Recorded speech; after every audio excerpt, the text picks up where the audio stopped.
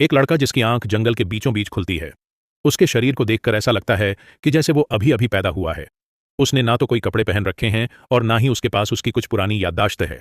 उसे नहीं पता कि आखिर वो कौन है, कहाँ से आया और उसे कहाँ जाना है। अब कुछ देर तक जंगल में भटकने के बाद वह शहर तक पहुंचता है, जहां पर सभी लोग उसे देखकर बहुत ही ज्यादा हैरान थे, क्योंकि उसने ऊपर से नीचे तक अपनी बॉडी पर कोई भी कपड़ा नहीं पहन रखा। वो शहर में सभी चीजों को ऐसे देख रहा था जैसे कि वह इन चीजों को पहली बार देख रहा हो। अब वो शहर में घूम रहा था कि अब तभी वहां पर पुलिस आ जाती है। पुलिस वाले उसे गिरफ्तार करके उसे डिटेंशन सेंटर ले जाते हैं। उसे बिना कपड़े पहने घूमने और लोगों को अश्लीलता दिखाने के चक्कर में गिरफ्तार किया गया था। पुलिस वाले जब उससे बात करने की कोशिश करते हैं तो वह लड़का उनकी बातों को समझ नहीं पाता और ना ही वह अपना नाम और अपने बारे में बता रहा था। तब वह पुलिस वाले अपने आप से ही उसका नाम रख देते हैं, जो होता है कायल। इसके बाद कायल का मेडिकल चेकअप कराया जाता है, जिसके अंदर दो बहुत ही बड़ी बातें सामने आती हैं। जिसमें पहली तो यह है कि कायल के पेट पर नाभि नहीं है, और दूसरी यह है कि उसका शरीर बिल्कुल परफेक्ट है। ना ही तो उसके शरीर पर कोई झुर्री है और ना ही कोई पिंपल। यह देखकर तो डॉक्टर भी चौंक जाता है। खैर, अब जब तक उसकी और ज्यादा रिपोर्टें आ रही थीं, इतने उसे खाना देकर उसे डाइनिंग हॉल में भेज दिया जाता है। वो वहां पर जाकर तो बैठ जाता है, लेकिन उसे यह नहीं पता कि इस चीज को कैसे खाना है। तब वह अपने सामने बैठे एक लड़की की नकल करते हुए उसकी तरह खाता है। जिस चीज को वो लड़का नोटिस कर लेता है, उसे लगता है कि काल उसका मजाक उड़ा रहा है। वो लड़का कायल को मारने के लिए उसकी तरफ जाता है, लेकिन अब तभी बीच में डॉक्टर्स आकर उसे समझाते हैं। खैर, अब बाद में जब यह सभी लड़के बाहर ग्राउंड में होते हैं तो वहां पर वही लड़का कायल के मुंह पर मुक्का मारता है। कायल नीचे गिर जाता है और कुछ देर बाद उसकी पट गीली हो जाती है। उसके इस अजीब बिहेवियर को देखकर गार्ड यह समझ नहीं पाते कि आखिर इसका क्या करें। तब वो सेंटर के साइकेट्रिस्ट निकोल को बुलाते हैं, जो कि कायल से सवाल जवाब करेगी और यह पूछने की कोशिश करेगी कि आखिर कायल को हुआ क्या है। निकोल उससे बात करने की कोशिश करती है, लेकिन कायल उसकी बातों का कोई भी जवाब नहीं देता। तब निकोल उसे एक स्केच बनाने के लिए कहती है। तब कायल बिल्कुल प्रिंटर की तरह एक स्केच बनाता है। उसने एक कपल का स्केच बनाया था जिसे उसने जंगल में देखा था। अब इसके बाद निकोल कायल को अपने घर ले आती है ताकि वह निकोल के बारे में जान सके कि आखिर निकोल के साथ हुआ क्या है और वह ऐसा बिहेव क्यों कर रहा है। निकोल को इस बात का शक है कि शायद कायल के साथ कोई ना कोई बड़ा हादसा हुआ है, इसी वजह से उसे कुछ भी याद नहीं है।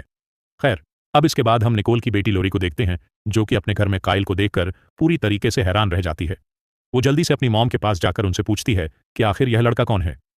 तब निकोल बताती है कि यह कायल है, जो कि कुछ दिनों तक हमारे घर में ही रहेगा। कायल तो मानो जैसे दूसरी दुनिया में खोया हुआ है। अगर उसे किसी भी चीज के बारे में समझा दो तो वो लगातार वही काम करता रहता है। लोरी भी कायल पर ज्यादा ध्यान नहीं देती, क्योंकि उसका तो मन अपने बॉयफ्रेंड से बात करने में लगा होता है। खैर, अब थोड़ी देर बाद कायल घर से बाहर जाता है। उसकी नजर एक तितली पर पड़ती है। तब वह बिना सोचे समझे उस तितली के पीछे जाने लगता है। बाहर उसे पड़ोस से ही कुछ आवाजें आती हैं। जब वो शाबाश का पीछा करते हुए उस घर में जाता है, एक लड़की अमंडा वहां पर पियानो बजा रही है। पियानो की आवाज सुनकर उसकी आंखों में आंसू आने लगते हैं, लेकिन उसे इस बारे में नहीं पता कि उसकी आंखों में आखिर ये आंसू क्यों आ रहा है। अब तभी अमंडा जैसे ही मुड़कर देखती है तो कायल उसका चेहरा देखकर वहां से भाग जाता है। वो तेजी से घर की तरफ आकर बाथरूम में छुप जाता है। इसी बीच लोरी का भाई जोस एक एडल्ट मैगजीन लेकर अंदर आता है। वो अपने पूरे फोकस के साथ उन मैगजीन को देख रहा था। उसे इस बात की खबर नहीं है कि बाथरूम में बैठा एक आदमी उसे भी देख रहा है।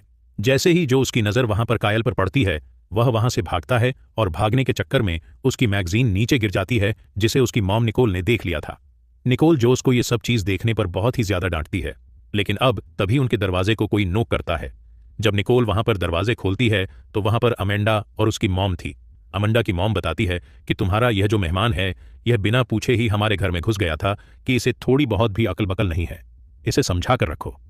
वो अपनी बेटी अमंडा से कहती है कि अमंडा चलो सच बताओ, लेकिन अमंडा तो वहां पर कायल की आंखों में खोई हुई थी। यह दोनों एक दूसरे को बहुत ही मोहब्बत की निगाहों से देख रहे थे। इसके बाद अमंडा की मॉम उसे वहां से लेकर चली जाती है। अब उस रात जब निकोल का हस्बैंड स्टीफन घर वापस आता है तो वहां पर निकोल स्टीफन को कायल से मिलवाती है और बताती है कि कुछ दिनों तक यहां पर रुकने वाला है। खैर, अब जब ये सभी लोग रात को बैठकर डिनर कर रहे होते हैं तो वहां पर कायल पहली बार बोलता है, लेकिन इसके मुंह से जो यह शब्द निकले थे वो गालियां थीं। दरअसल यह बातें उसने डिटेंशन सेंटर के लड़कों से कैप्चर की थीं। इसके बाद वह बिना सोचे समझे वही बातें दोहराने लगता है जो कि लोरी अपने बॉयफ्रेंड से कॉलिंग पर कह रही थी। सभी को यह सुनकर बहुत ही ज्यादा हैरानी होती है कि लोरी अपने बॉयफ्रेंड के साथ भागने वाली थी। निकोल के दोनों बच्चे कायल से बहुत ही ज्यादा गुस्सा हैं। खैर, अब अगली सुबह जोश जब अपना होमवर्क कर रहा होता है तो वो कायल को कुछ सवाल करने के लिए कहता है। तब कायल बिना किसी दिक्कत के सभी सवालों के जवाब दे देता है। यह देखकर निकोल और जोश दोनों हैरान रहते हैं। अब इस चीज से यह तो साबित हो जाता है कि कायल ना तो कोई बेवकूफ है और ना ही उसकी समझ में कमी है, बल्कि उसकी अजीब हरकतों के पीछे कुछ अलग ही राज छुपा हुआ है। इसके बाद जब कायल के आईक्यू टेस्ट का रिजल्ट आया तो सबके होश उड़ गए। उसका आईक्यू 400 से भी पार था। अब यह देखकर डॉक्टर्स ने उस पर और ज्यादा टेस्ट करने का फैसला किया। उन्होंने जब उसके दिमाग का एमआरआई टेस्ट किया तो उन्हें यह पता चला कि कायल का दिमाग एक नॉर्मल इंसान के दिमाग से बहुत ज्यादा डेवलप हो चुका है। उसकी ब्रेन एक्टिविटी इतनी ज्यादा तेज थी कि या तो वो कोई एलियन हो सकता था या फिर कोई रोबोट।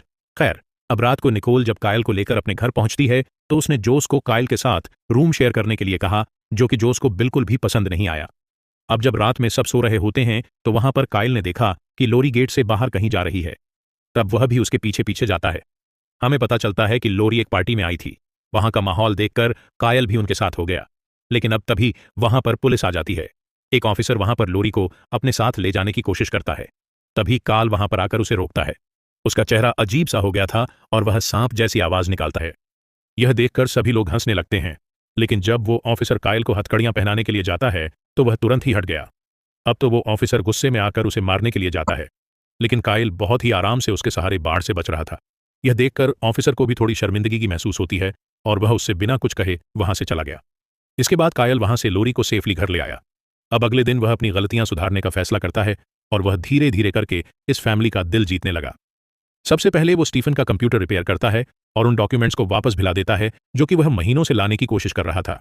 फिर वो जोश का रूम साफ करता है और उसके लिए एक नई मैगजीन भी लाकर रखता है, जिसे देखकर जोश को भी अच्छा लगता है। ऐसे छोटे मोटे काम कर कर कायल ने इस घर का दिल जीत लिया। निकोल ये देखकर सोचती है कि जब तक कायल के पास्ट के बारे में पता नहीं चलता, जब तक मैं इसे टेम्परेरी अडॉप्ट कर सकती हूं। लेकिन इन सभी चीजों में सबसे अजीब बात यह थी कि कायल को रात को नींद नहीं आती और अब वो और भी ज्यादा अजीब हरकतें करने लगा। उसे खाने के बारे में भी जानकारी नहीं है। उसके हाथ जो भी चीज लगती वह खाने लग जाता, चाहे तो फिर वह कच्चा हो या फिर पका हुआ। एक दिन जब कायल यार्ड में था तो वैन में बैठा एक आदमी उस पर नजर रख रहा था। अब पहले तो कायल ने इग्नोर किया, लेकिन धीरे धीरे करके वो हर जगह उसे दिखने लगा। अब यह बात तो क्लियर हो चुकी है कि जरूर उस पर कोई ना कोई तो नजर रख रहा है। अब कुछ दिन बाद जब निकोल कायल को डॉक्टर के पास लेकर गई तो डॉक्टर पूरी तरीके से हैरान था। कायल की बॉडी को अंदर से देखने पर उसकी बॉडी बिल्कुल नई दिखाई दे रही थी, जैसे उसके शरीर पर कभी जिंदगी में चोट लगी ना हो, और तो और उसका आईक्यू भी बहुत ज्यादा तेज था। अब डॉक्टर ने एक दिन कायल को नींद की गोली दी ताकि उसे नींद आ सके, लेकिन गोली खाने के बाद भी कायल को पूरी रात 1% भी नींद नहीं आती। स्टीफन को यह लगा कि शायद कायल के पास एक्स्ट्रा एनर्जी है, उसे जल्दी थकान नहीं होती, इस वजह से वो सुबह के टाइम उसे रनिंग पर ले जाता है। स्टीफन पहले एक रनर रह चुका था। उसे ऐसा लगता है कि वो कायल को जल्दी थका देगा, लेकिन स्टीफन थक जाता है, बल्कि कायल नहीं थकता, बल्कि वह तो एक ओलंपिक रनर की तरह भाग रहा था। स्टीफन घर आकर निकोल से कहता है कि देखो निकोल, मुझे नहीं लगता कि कायल कोई नॉर्मल इंसान है, इसलिए तुम जाकर इसे वहीं पर छोड़ आओ जहां से तुम इसे लेकर आई थी। इनकी ये सारी बातें कायल भी सुन रहा था और उसे ये बातें सुनकर बहुत ही ज्यादा बुरा लगता है और वह बिना किसी को बताए घर से भाग गया। स्टीफन ने उसे हर जगह ढूंढने की कोशिश की, लेकिन वो उसे कहीं पर भी नहीं मिला। अब तभी निकोल को वहां पर कायल द्वारा बनाई हुई कुछ स्केच दिखाई देती हैं और एक स्केच पर जो जगह बनी हुई थी उस जगह को निकोल जानती है। इसके बाद वो लोग बिना वक्त गवाए टॉर्च लेकर उस तरफ निकल पड़े और आखिरकार वहां पर उन्हें कायल मिल भी गया। वो आसमान की तरफ तारे देख रहा था। यह लोग कायल को एक बार फिर से अपने घर लेकर आते हैं, जहां पर स्टीफन कायल से सॉरी कहता है। खैर, अब थोड़ी देर बाद कार्ल को वहां पर एक रेडियो दिखाई देता है जिसके अंदर से कुछ आवाजें आ रही थीं। वो आवाजें उसे बहुत ही ज्यादा अच्छी लगीं और उस रात पहली बार कायल को नींद आई। खैर, अब अगले दिन निकोल के पास पुलिस का कॉल आता है। वो लोग बताते हैं कि हमें जहां पर कायल मिला था वहां पर हमें एक डेड बॉडी का कंकाल भी मिला है। पुलिस का कहना था कि कायल एक कातिल भी हो सकता है। तुमसे जितना हो सके तुम कायल से दूर रहना। एजेंट टेलर कायल से बात करना चाहता था, लेकिन निकोल बात को टाल देती है। खैर, अब अगली सुबह जैसे ही कायल उठता है तो वह टीवी देखने की कोशिश करता है, लेकिन उसके टीवी पर सिग्नल नहीं आ रहे। तब वह बिना किसी देरी के सीधा छत पर चढ़ जाता है और एंटीना को सीधा कर देता है। लेकिन जब वह वापस आ रहा था तो वह ऐसे ही सीधा छत पर से कूद जाता है। यह चीज अमंडा ने भी देख ली थी। अमंडा घबराकर अपनी गाड़ी को एक कचरे के डब्बे में ठोक देती है। अब तभी कायल बिना किसी चोट के उसके सामने आ जाता है। अमेंडा यह देखकर हैरान होती है कि कायल तो इतने ऊपर से गिरा था, लेकिन उसके शरीर पर एक भी चोट का निशान नहीं है। खैर, अमंडा की मॉम, जो कि पहले से ही कायल से बहुत ही ज्यादा चिढ़ती थी, वो कार की हालत को देखकर बहुत ही ज्यादा गुस्सा करती हैं। वो वहां पर अमंडा को उल्टा सीधा सुनाने लगती है, लेकिन अब तभी वहां पर कल आता है और कहने लगता है कि इसमें अमेंड की कोई भी गलती नहीं है, सारी गलती मेरी है। तब यह सुनकर अमंडा की मॉम भी चुप पड़ गई। रात को जब स्टीफन अपने घर पहुंचता है तो वो निकोल को बताता है कि पुलिस को एक बहुत ही बड़ी बात पता चली है, और वह यह है कि जिस दिन कायल मिला था उस दिन एक आदमी भी लापता हो गया था। इधर यह आदमी इनकी सारी बातें स्पीकर के जरिए सुन रहा था। खैर, अब जब सुबह के टाइम में निकोल अपने घर की सफाई कर रही होती है तो वहां पर उसे कायल द्वारा बनाई हुई कुछ स्केच दिखाई देती हैं। इन स्केचेस में एक पैटर्न जुड़ा हुआ होता है। जब वो उन स्केच को जोड़कर देखती है तो उसे एक सिंबल दिखाई देता है, वही सिंबल जो कि क्राइम सीन पर मिला था। अब इस बात से यह तो कंफर्म हो जाता है कि कायल भी वहां पर मौजूद था और इस केस से उसका कोई ना कोई कनेक्शन है। इधर दूसरी तरफ अमेंडा ने लाइफ गार्ड की नौकरी ले ली है। कायल, जो कि अमेंड को बहुत ही ज्यादा पसंद किया करता था, वो उसे इंप्रेस करने के लिए पानी में कूद जाता है। लेकिन अब तभी कायल पानी में डूबने लगा। तब अमंडा सही समय पर आकर उसे बाहर निकालती है। यह देखकर वहां पर मौजूद सभी लोग कायल पर हंसने लगे। अब उसी दिन शाम को अमंडा कायल से मिलने के लिए उसके घर आती है, यह देखने के लिए कि आखिर कायल ठीक भी है या फिर नहीं। लेकिन जब अमंडा उसके रूम में जाती है तो उसे पता चलता है कि कायल यहां पर है ही नहीं। उसी वक्त अमंडा को वहां पर कायल के सारे स्केचेस दिख जाते हैं। उन स्केचेस में बहुत सारे स्केचेस तो अमेंड के भी थे जो कि कायल ने बनाए थे। उसे लगता है कि शायद कायल उसे अंदर ही अंदर जाता है। खैर, अब अगले दिन पूल में अमंडा कायल को तैरना सिखाती है और कुछ बेसिक टिप्स मिलने के बाद कायल तो एक प्रोफेशनल स्विमर की तरह तैर रहा था। यह देखकर तो अमेंड के भी होश उड़ जाते हैं। अब अमंडा कायल को अपने पास बुलाकर उससे कहती है कि कल मेरे पेरेंट्स घर पर नहीं रहेंगे, इसीलिए अगर तुम्हें टाइम मिले तो मेरे घर आ जाना, मैं तुम्हें कुछ दिखाना चाहती हूँ। अब जब अगले दिन कायल अमेंड के पास पहुंचता है तो वहां पर अमंडा अपने फादर द्वारा बनाई हुई कुछ स्केचेस उसे दिखाती है। हैरानी की बात यह थी कि उनके और कायल के स्केचेस बहुत ही ज्यादा सिमिलर थे। अब कायल सोचता है कि वो अमंडा के लिए एक बहुत ही अच्छा सरप्राइज बनाएगा। उसने अमंडा के फादर और अपने स्किल मिलाकर एक बहुत ही अच्छा पोर्ट्रेट बनाया और अब बस उसे थोड़ी बहुत हिम्मत जुटाकर यह गिफ्ट किसी तरीके से अमंडा को देना था। अब रात को गायल जोस के साथ एक पार्टी में जाता है जहां पर अमंडा भी आने वाली थी। अब जैसे ही अमंडा वहां पर आई तो कायल के अरमानों पर पानी फिर गया, क्योंकि अमेंडा के साथ था उसका बॉयफ्रेंड चार्ली। कायल का दिल पूरी तरीके से टूट चुका था। उसने जो स्केच अमंडा के लिए बनाई थी वो उसे जाकर फेंक देता है। उस रात कायल को अच्छी तरीके से नींद भी नहीं आती। अब अगले दिन निकोल ने कायल को बताया कि उसने अपने एक दोस्त को बुलाया है जो कि हिप्नोसिज्म के जरिए कायल की पुरानी यादों को जानने की कोशिश करेगा। तब कायल भी इस बात पर राजी हो गया। इसके बाद सेशन शुरू होता है। अब हिप्नोसिज्म के जरिए कायल को एक रात का सीन याद आता है जिसमें दो लोग लड़ रहे थे, जिसमें से एक तो वही आदमी था जो कि कायल पर लगातार नजर रखे हुआ है, जिसका नाम है टॉम फोर्स। टॉम फोर्स वहां पर गन उठाकर उस दूसरा आदमी को शूट कर मार देता है। कायल हड़बड़ाकर उसका नाम पुकारता है, टॉम फोर्स। अब यह नाम सुनते ही निकोल का दिमाग घूम जाता है। निकोल बताती है कि जब वह पुलिस स्टेशन गई थी तो उसने यह नाम सुना था। दरअसल टॉम एक नया ऑफिसर है जो कि कुछ समय पहले ही इस शहर में आया है। अब निकोल के दिमाग में हजार सवाल चल रहे थे। निकोल कायल से कहती है कि तुमने जो भी कुछ अपने सपने में देखा तुम उस चीज का स्केच बना कर दो। तब कायल भी बहुत ही सावधानी के साथ उस जैसा ही पोर्ट्रेट बनाने लगता है। अब जब वो लोग उन पोर्ट्रेट को देखते हैं तो उनमें से एक पोर्ट्रेट उसी आदमी का था जिसको टॉम फोर्स ने गोली मारी थी। इस आदमी का नाम फ्रेडमैन है। फ्रेडमैन एक यूनिवर्सिटी में प्रोफेसर था और वह ह्यूमन मेमोरी में बहुत ही ज्यादा एक्सपर्ट है। अब यह कंफर्म हो गया था कि जंगल में जो हड्डियां मिली थीं वो फ्रेडमैन की थीं। अब सवाल तो यह था कि फ्रेडमैन का कायल से क्या संबंध है। इन्हीं सवालों का जवाब जानने के लिए यह लोग उस यूनिवर्सिटी में जाते हैं। यूनिवर्सिटी में पहुंचकर एक बहुत ही बड़ा खुलासा होता है। वहां पर एक फोटो लगी हुई थी जिसमें फ्रेडमैन के स्टूडेंट दिख रहे होते हैं, जिनमें से एक कायल भी था। लेकिन जब वहां पर फ्रेडमैन की असिस्टेंट से कायल के बारे में पूछा जाता है तो उसे कायल के बारे में कुछ भी पता नहीं था। वह कहती है कि उसने सालों तक प्रोफेसर के साथ काम किया है लेकिन उसने कभी भी कायल को नहीं देखा। इसके बाद वो लोग कायल का मेमोरी टेस्ट करते हैं। उस मेमोरी टेस्ट के हर टेस्ट में कायल 100% स्कोर करता है। वो असिस्टेंट पूरी तरीके से हैरान रह जाती है क्योंकि अभी तक ऐसा कभी भी नहीं हुआ। वो असिस्टेंट बताती है कि जब मैं फ्रेडमैन के साथ रहती थी तो मुझे यह बात पता चली कि फ्रेडमैन इंसान के दिमाग के ऊपर एक रिसर्च कर रहा है।